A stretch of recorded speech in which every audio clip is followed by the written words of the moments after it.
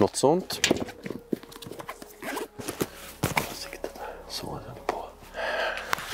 All right. Då kör vi. Mycket prylar va. Grejer och knivar och bössor och mikrofoner och kameror. Ammunition och allting ska sitta där det sitter och så vidare och så vidare. Fram och tillbaka hit och dit. Så. Plötsligt händer det.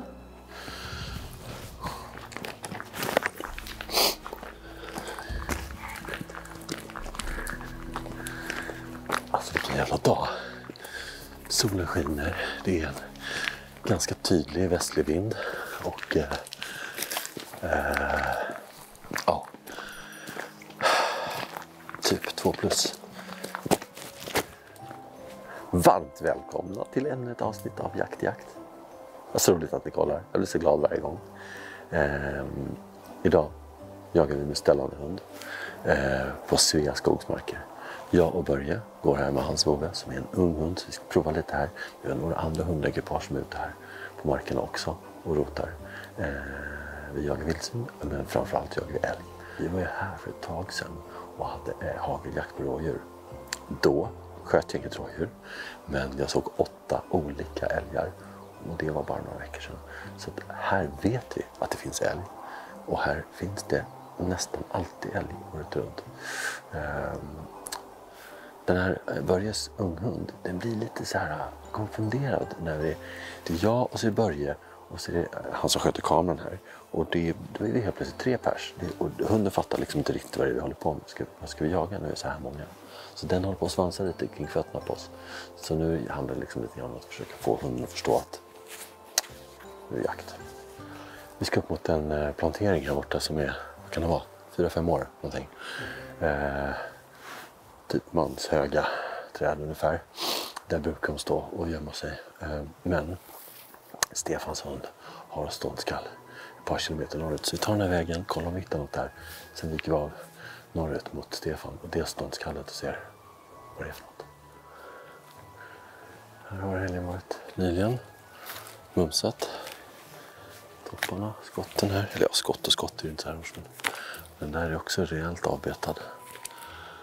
Nu står hunden borta och sniffar upp i vind. Vad kan det vara för spännande där inne? Kalla, som är en östsibirisk lajka, sprang nu in i tätningen här med nosen upp i ödet och någonting helt klart står det där inne. Men hon är ju lite ung som behöver lite moraliskt stöd från oss humans.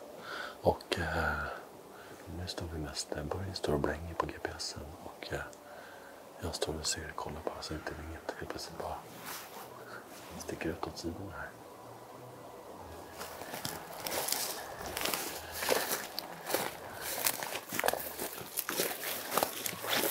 Nu har jag ett ståndskall här. Alltså man hör det svagt. Men det är ändå i lä om oss så att säga. Så vi måste, det är 800 meter bort kanske, men vi måste runda. Vinden kommer ju härifrån så vi måste runda lite söder om så vi kommer in från sydost typ. Så vi går upp i vind. Men det är en ganska lång och svettig marsch. Så det är bara att peta på.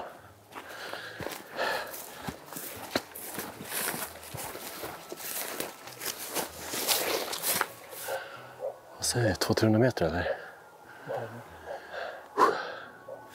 Men vi vet fortfarande inte vad det är för djur. Om det var varken om det är älg eller vildsvin. Och om det är älg ens vad det är för typ av älg. Nu är ju i stort sett alla älgar lovliga här så att. Okej, för att liksom maximera chanserna här så smyger jag in själv på ståndskallet här så får Börje stå kvar här uppe på krönet och se om jag skulle åka stöta ute på hygget här. Så får han en skottchans.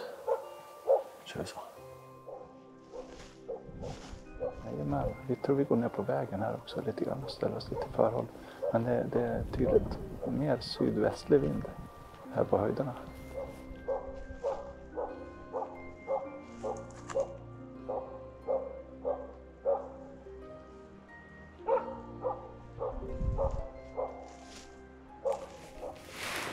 Ja, vi är ju lite fel vind där. Vi är ju vid den här granridån vid hyggeskanten. Jag vet inte om vi ska vänta lite och se om det står fast igen eller vad vi ska göra. Ja, jag tror det kan gå. Det låter som det står still igen. Det står österut från dig mot den här fornborgen. Vinden snurrar så jävligt här inne bland träna så jag tror den fick korn på mig och stack. Jag kom in på en 40-50 meter men jag var tyst som en ninja. Tjena! Var det jobbigt? Ja. Framförallt jobbigt att ta sig tillbaka. Herregud. Är det så? Det var den varskaste älgrackare jag någonsin har varit i närheten av. Alltså jag stod blickstilla och bara lyssnade på skallet. Och då skenade det. Alltså vinden snurrade så mycket bland träden där. Det var helt omöjligt. Det var inte så svårt att smyga liksom tyst. Men vittringen flög omkring bland träden. Så jag stötte det 2 gånger. Och nu är det på vift någonstans. Nu försöker vi förstå vad det är. Men vi har ingen hundskall längre. Nu börjar Fabio bli hungrig. Trött i benen. Jag måste äta något tror jag. Okej, det blev inte lunch. Det var stog igen. Men så vi sprang dit. Och så vi är inte ens nära. Det är flera 100 meter kvar. Men det sprack. Och det kuta. Nu vet jag fan vart det tog vägen igen. Så här års. Det är ju mitt på dagen. Solen står. Vad kan det vara? 9 grader över horisonten eller sånt där. Så det är kvällsljus fast det är middagstid.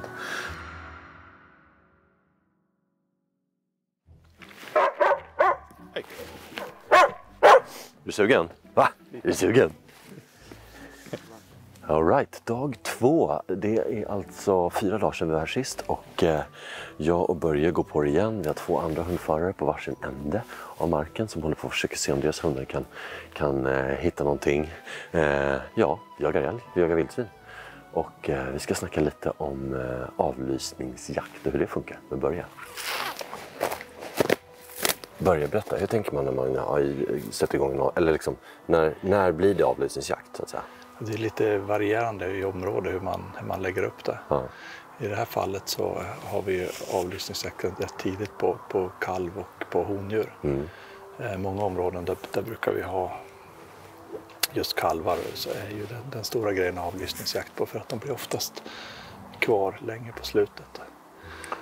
Har man många jaktlag så får man den här, när man har en rak tilldelning på älgar så får man den här inlåsningseffekten att de som inte har jagat och skjutit sina djur har ju dem kvar då. Ja. Och det är ju helt valfritt om man vill skjuta sin tilldelning. Här måste ju vara nyätet. Den här är gammalt svar. Den här är ledsen nu. Ja, det blir inte bra. Så att de som inte har skjutit sin tilldelning, de älgar går till den här avlysningsbotten. Ofta behåller man även de vuxna älgarna i. Så att vill du och dina vänner jaga i julhelgen kanske så har man kvar sina vuxna älgar. Man har ett stort område att jaga på.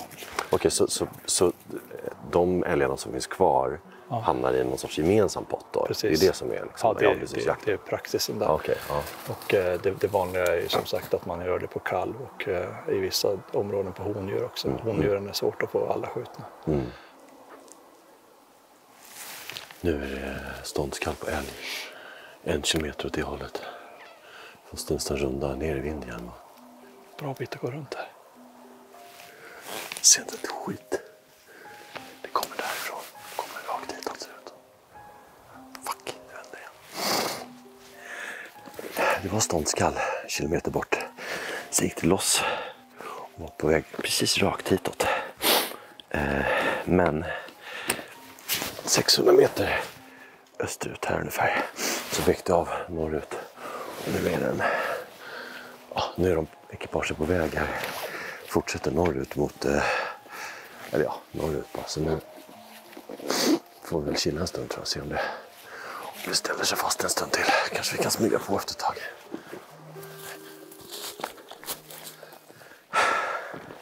Äntligen har jag stolpat.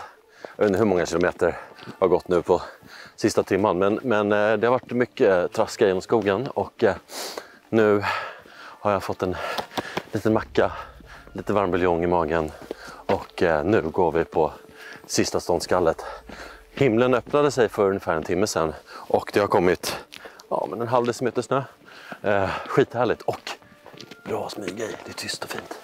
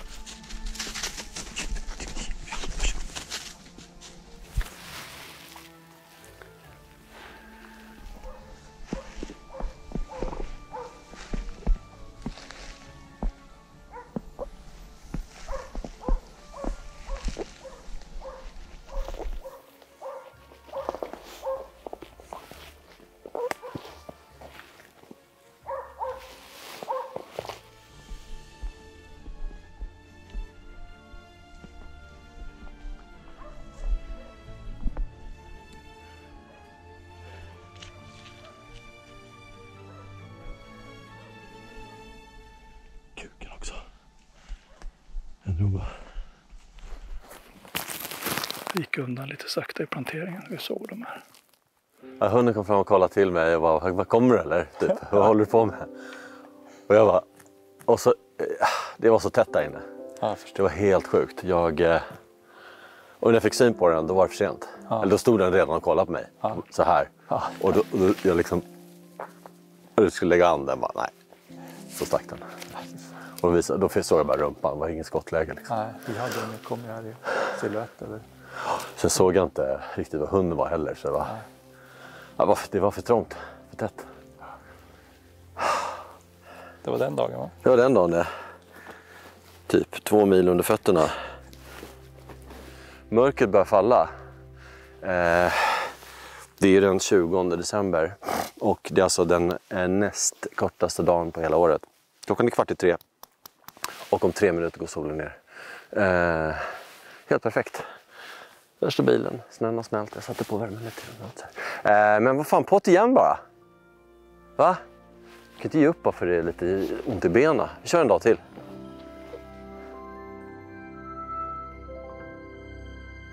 Ja hörni, dag 3 på den här härliga marken som heter Salsta. Börje är ute med sin hund och 2 andra hundförare är ute på varsin del av marken och försöker få någon typ av upptag eller spår. Och tills de får det så tänker jag att jag går och ställer mig på pass här borta. För här, precis här, 150 meter bort, har det skjutits älg flera gånger när jag har varit här. Inte av mig, men de andra. Så jag ställer mig här tills jag får reda på radion att någonting har hänt med någon av hundarna. Det går ju inte att höra nästan skallen om man inte är rakt i lä om det. För det blåser typ 20 sekundmeter. Men det är en fin dag då. Ja, bara liksom i det här avsnittet utspritt på 2 dagar hittills har jag varit inne på några ståndskall. Och jag måste liksom ge det till er som håller på med det här. Mer än vad jag gör, alltså ni som har de här ställande hundarna och jagar älg på det här viset. Med respekt till er. Det här är svårt alltså. Och jag har smugit och jag har liksom men misslyckats. Det har varit, det sitter långt inne det här kan jag säga. Så hatten av till er som är duktiga på det här. Ni kan er sak helt enkelt. Det verkar vara rätt svårt för hundarna att få upp någonting här. Ena hunden har tydligen hittat en död brungris som den stod och mumsade på när husse kom fram. Den kanske har frusit ihjäl eller någonting, oklart. Men någon älg har vi inte än så länge. Vi jagar ju älg, men vi jagar ju faktiskt också vildsvin idag. Så att ställer vi ett vildsvin, ja då går vi nog fram på det också, ska vi se. Men det finns liksom inga kläder som hjälper mot när det blåser 20 sekundmeter. Det är liksom, vad ska man göra? Det är bara att stå och frysa och bita ihop.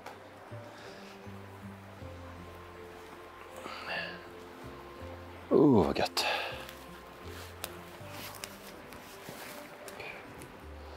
Ja, elden har slocknat och medan vi har stått här och faktiskt fick lite värme på tår och fingrar ändå, så har en hund blivit upphämtad av en privatperson och hundföraren uppringd. Den var lite långt bort.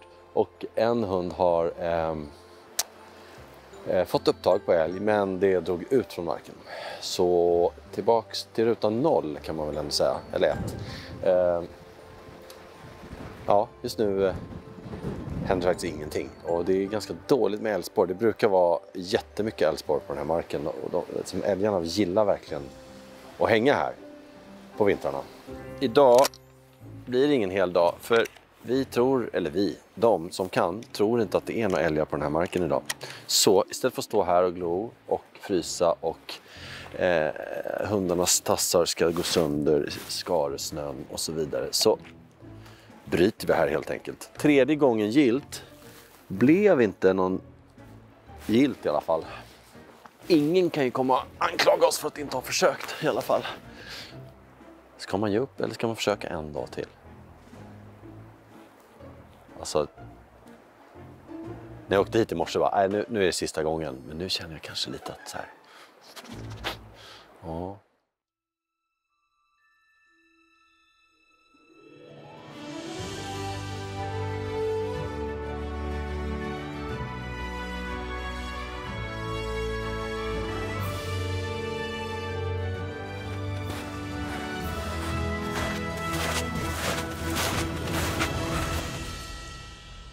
Dag 4 i den här filmen.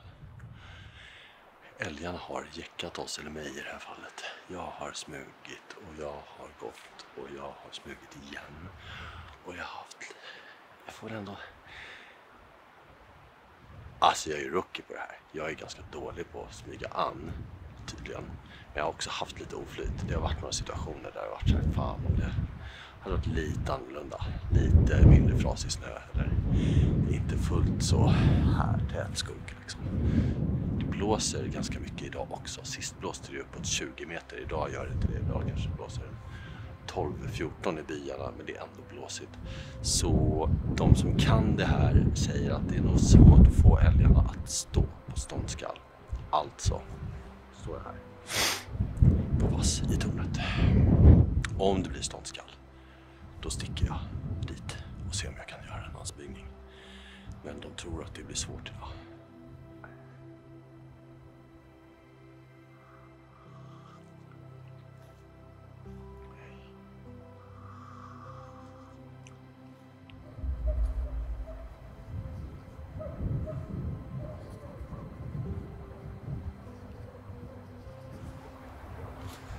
Nu är det upptag. 500-600 meter rakt upp i vinden. Alltså varje gång jag har varit här så har, när det blivit upptag, då har älgarna sprungit ner i vinden. Vilket borde betyda att om inte det där står fast så kommer det hit. Vi får se.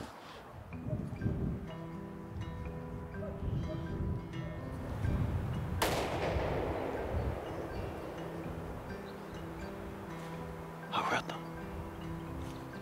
Det blir upptag 600 meter rätt upp i vind här. Och det stod fast ganska fort, men hundföraren stod liksom alltså i lovart upp i vind från det där, så han trodde inte att det skulle liksom gå. Men han smög in ändå för att kika lite och kanske eventuellt stöta den åt det här hållet. Men den lät sig inte stötas. Så han sköt den och nu ligger en älg där borta. En liten fjoling. Snyggt jobbat.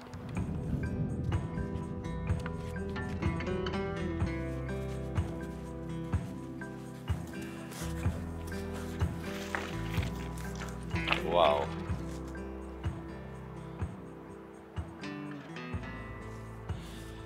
Grattis David får man säga då. Hundförare och skytt. Mycket välplacerat skott. Nu har jag gnufsat lite, tror jag. Och små knoppar här. Vilket djur alltså. Helt otroligt det här. magnifika bästa det här är alltså. Ja, hörni. Vi satt långt in i det här. Men till slut, 4:e dagen. Det är fantastiskt. Fortfarande varm och gosig.